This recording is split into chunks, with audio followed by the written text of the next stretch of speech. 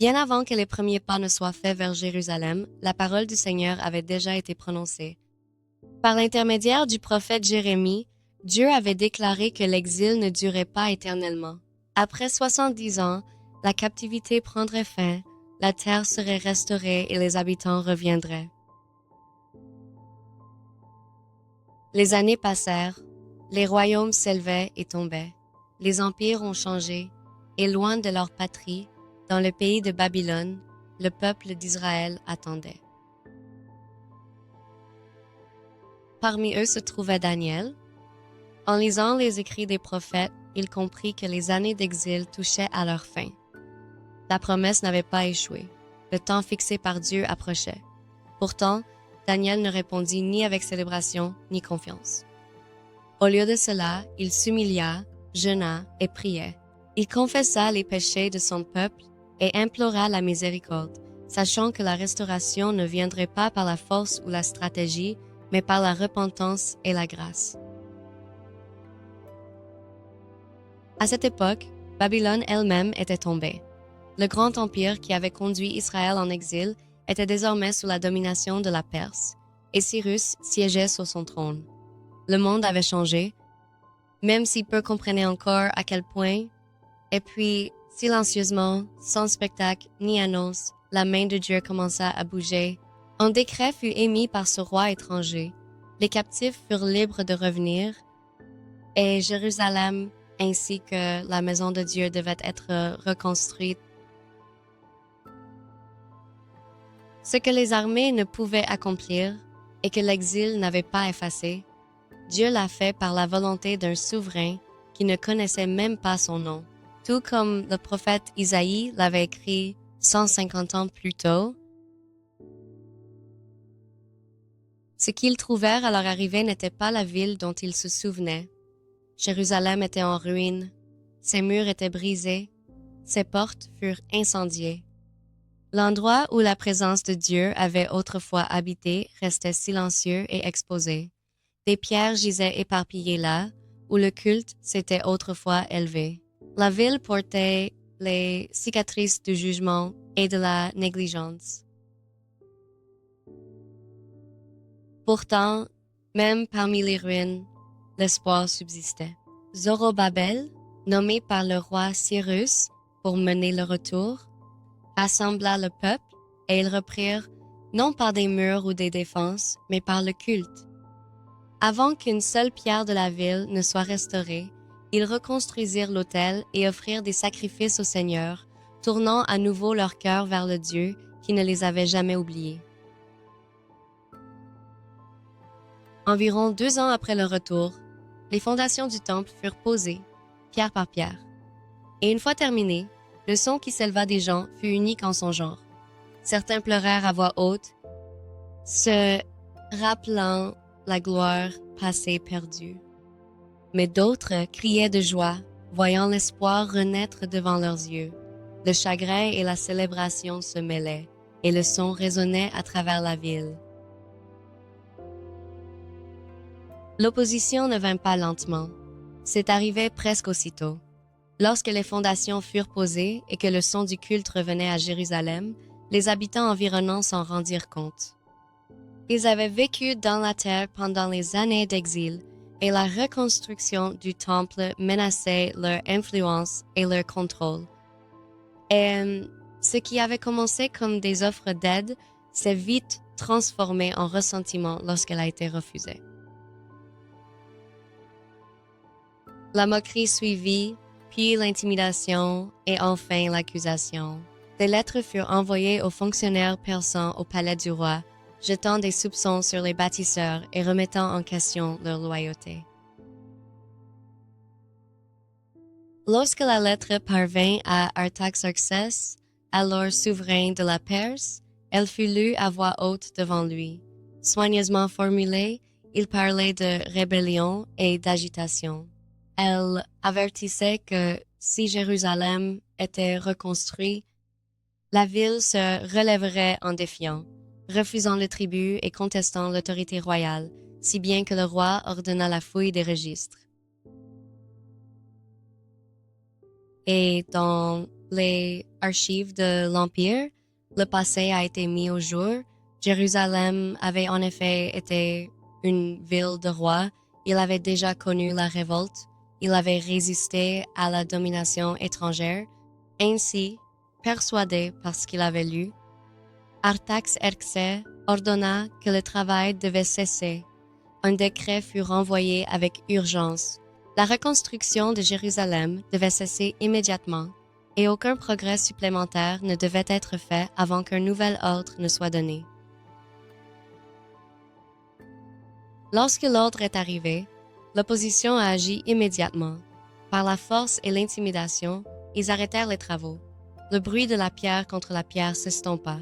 Les outils ont été posés et les fondations inachevées sont restées exposées au soleil et à la pluie. Ainsi, le travail sur la maison de Dieu s'arrêta, non pas parce que le peuple manquait de foi, mais parce que la peur s'était emparée et que la voix de l'autorité s'était opposée à eux. La fondation restait silencieuse et inachevée, attendant le jour où Dieu parlerait à nouveau. Mais Dieu n'avait pas abandonné son peuple. Il envoya son prophète Aggai, qui parla franchement et avec urgence. Il rappelait au peuple que bien qu'ils vivaient dans le confort, la maison de Dieu était en ruine. Il les appela à réfléchir à leur voie et à voir que leur frustration et leur manque de paix n'étaient pas des hasards, mais des signes que quelque chose de plus grand avait été négligé. Peu après Aggai, il envoya un autre prophète nommé Zacharie, dont les paroles levèrent leurs yeux au-delà des décombres. Par des visions et des promesses, il leur rappela que Dieu n'avait pas abandonné Jérusalem, que son esprit habitait encore parmi eux et que l'œuvre qu'il craignait de recommencer serait accomplie non par la force ni par la puissance, mais par l'Esprit du Seigneur. Le message était clair. Le retard n'avait pas signifié l'abandon et l'opposition n'avait pas signifié la défaite. Plus important encore, son silence ne signifiait pas que Dieu les avait abandonnés. Il les avait ramenés sur la terre non seulement pour construire, mais pour les faire confiance. Et à mesure que les gens écoutaient, quelque chose commença à changer. Le travail recommença calmement mais avec détermination. Des mains autrefois immobilisées par la peur bougeaient désormais avec détermination.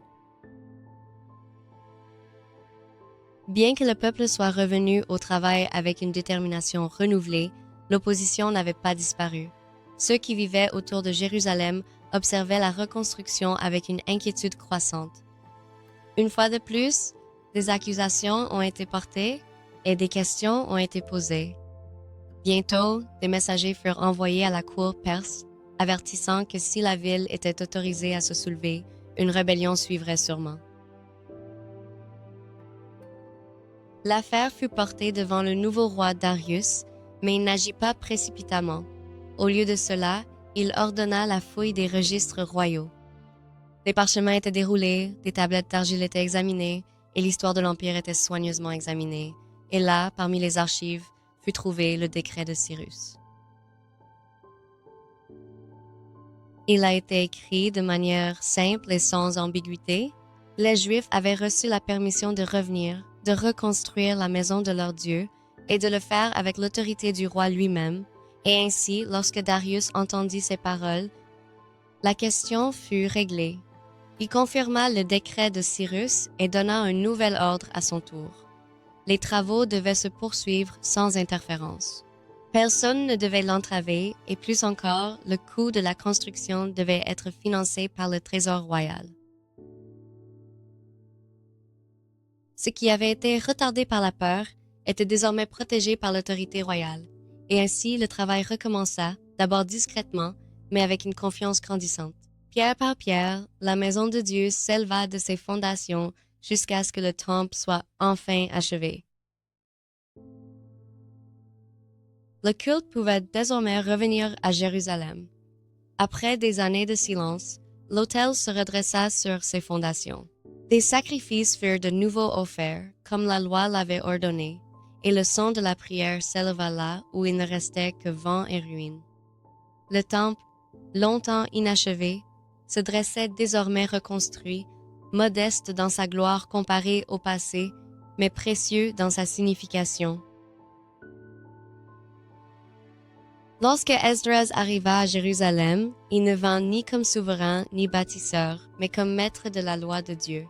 Les gens se rassemblèrent alors que la nouvelle se répandait qu'un scribe était venu, dévoué non seulement aux Écritures, mais aussi à les vivre. Il se tint parmi eux et commença à parler, ouvrant la loi longtemps négligée. Sa voix résonna dans la foule alors qu'il lisait et expliquait les mots, leur donnant une nouvelle clarté au sens. Et alors que les gens écoutaient, quelque chose s'éveillait en eux. Ils entendirent à nouveau qui ils étaient et à qui ils appartenaient. Ces mots blessaient profondément, non pas avec condamnation, mais avec souvenir. Pour la première fois depuis des générations, le peuple était à nouveau façonné par la parole de leur Dieu. Les chansons autrefois réduites au silence furent à nouveau reprises. Des offrandes étaient faites. Le rythme du culte revint dans la ville. Pourtant, même si les louanges emplissaient les cours du temple, la ville, au-delà de ses murs, restait exposée. Jérusalem restait vulnérable, ses portes brûlées, ses défenses brisées. Le culte avait été rétabli, mais la sécurité ne l'avait pas été. Ainsi, bien que le temple soit achevé, l'histoire n'était pas encore terminée. Loin des pierres brisées de Jérusalem, la vie continuait normalement dans les cours de Perse. Néhémie, un juif qui vivait et servait comme échanson du roi perse, une position de confiance qui le plaçait chaque jour en présence du pouvoir, mais loin de la ville brisée de ses pères. Entouré d'ordre, de richesse et de sécurité, loin de la ville en ruine de ses ancêtres, son corps résidait dans un palais étranger, mais son cœur restait à Jérusalem. Lorsqu'il apprit que ses murs gisaient encore en ruine et que son peuple vivait dans la disgrâce, la tristesse l'envahit en un seul et lourd instant. Il s'assit, pleura, jeûna et pria.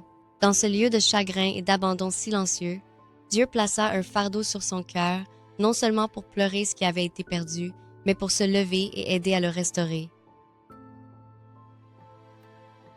Faisant confiance au Dieu du ciel, Néhémie demanda au roi la permission de revenir et de reconstruire la ville de ses pères. C'était une demande audacieuse, qui aurait pu tout lui coûter, mais le Seigneur était avec lui.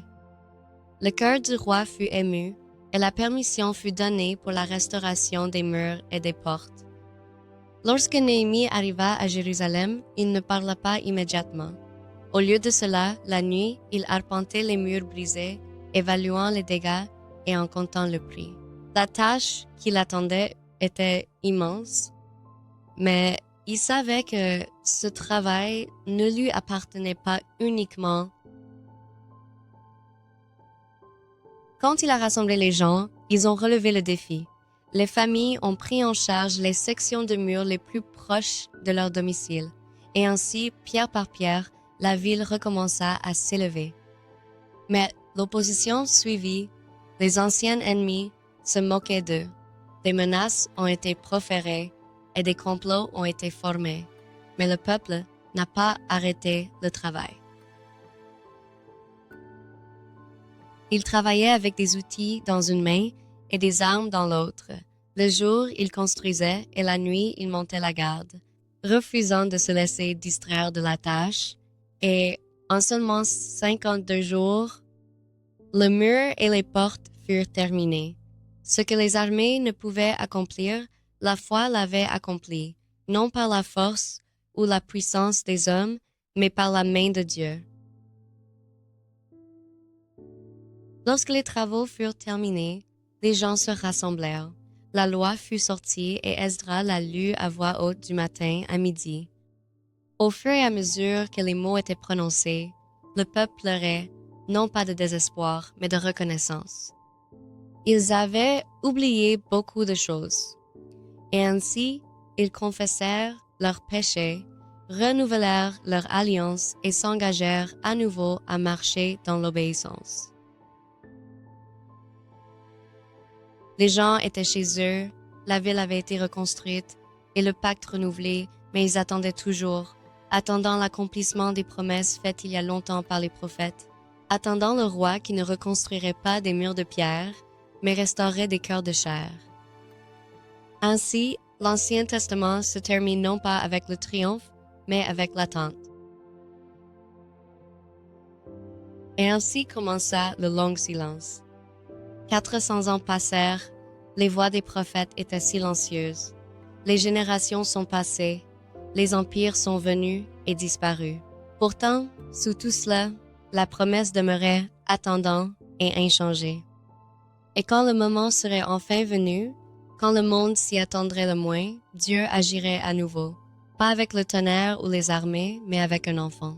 Et dans ce moment de calme, l'histoire tourna et l'espoir naquit dans le monde. Le retour dans le fil d'or. Dieu tient parole. De l'exil au retour, chaque promesse faite par les prophètes fut tenue en son temps. Les empires se sont élevés et sont tombés, et les rois ont émis des décrets, mais les desseins de Dieu restaient inébranlables. Ce qu'il dit par ses prophètes se réalise toujours.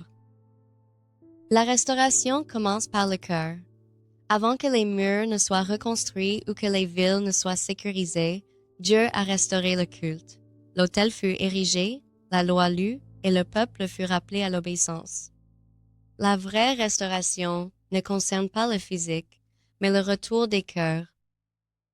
Dieu agit à travers les gens ordinaires.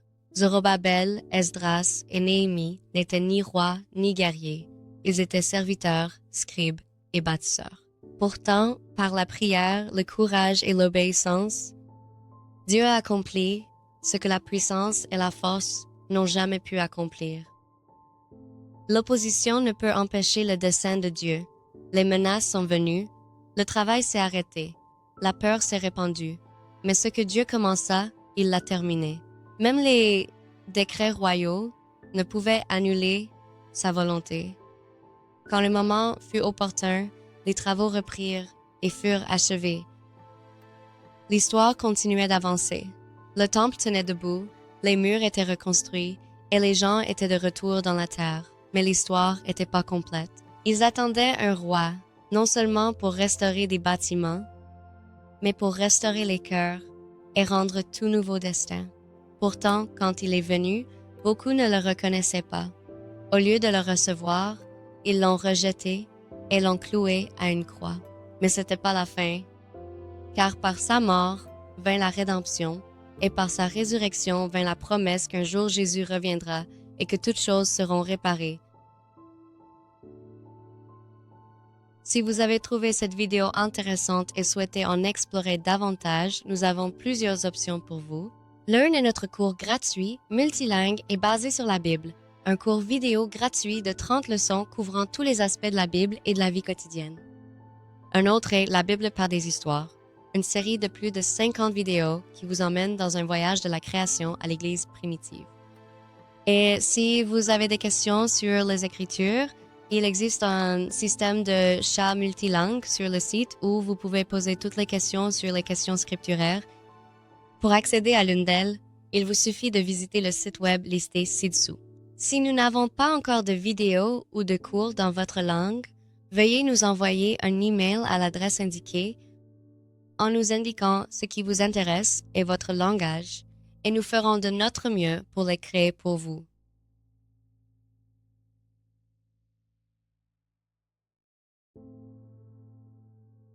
Que Dieu te bénisse dans ta marche vers le royaume de Dieu.